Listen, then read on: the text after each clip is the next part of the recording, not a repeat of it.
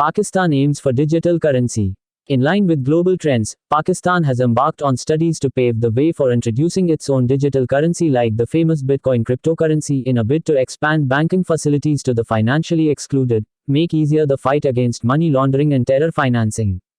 Besides, the virtual currency will assist the leadership in combating corruption, a key target of the current Pakistan Tehreek-e-Insaf (PTI) government.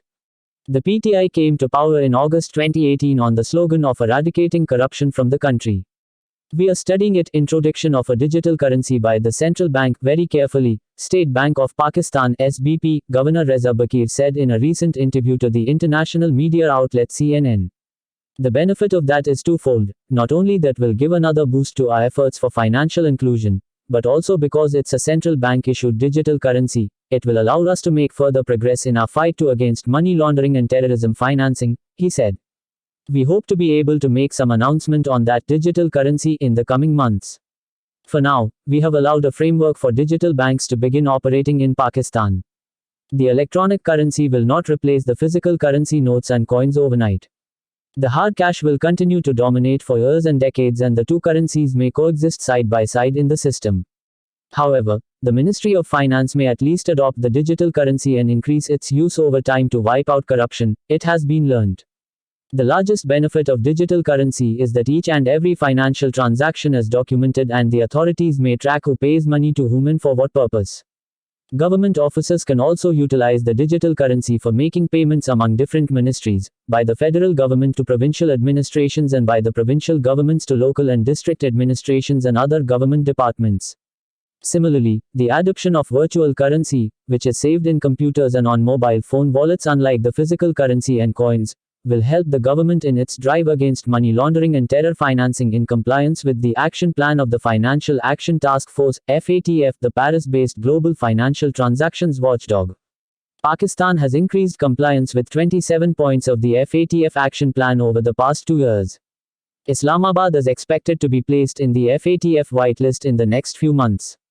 Pakistan's reclassification into the whitelist will enable it to attract fresh foreign investment and boost export earnings by making inroads into new global markets. Moreover, the introduction of electronic currency will enable the authorities to expand banking facilities to the financially excluded people, document all financial transactions and economic activities at large. At present, the money which is dispatched by one person to another through mobile and internet banking and through different applications is not digital currency. In fact, it is physical currency, as hard cash comes into play at some point in time to complete financial transactions. Pakistan has 60 to 70% infrastructure in place for introducing a digital currency, said tech expert Noman Said, who played a critical role in developing a smart city in Islamabad and built U-phone infrastructure as well. However, strict monitoring to shield the digital currency from cyber theft will remain a challenge, like the one every modern economy is facing these days, Noman said, who is also the CEO of SI Global. The digital currency would largely benefit Pakistan in terms of increasing coordination between monetary and fiscal policies, he said, adding that the electronic currency would also help the country to attract fresh foreign investment. Many central banks around the world, including the People's Bank of China, Bank of Japan and European Central Bank, are working to introduce their own digital currency these days. We are doing a comprehensive internal study to know the trends in this regard, digital currency, at other central banks around the world, Bakir said the other day. We will soon share the outcome of the studies. What are the possible considerations for us for introducing a digital currency by the central bank, and what is the experience of other central banks in this regard, the central bank governor said. Pakistan has witnessed 100 to 200% growth in online banking during the COVID-19 pandemic, as the country has a huge tech-savvy population. The number of registered online banking users surged 36% to 13.22 million. Which increased the value of internet-based financial transactions to over 2 trillion rupees amid the COVID-19 pandemic in the quarter ended September 30, 2020 compared to the same quarter of previous year.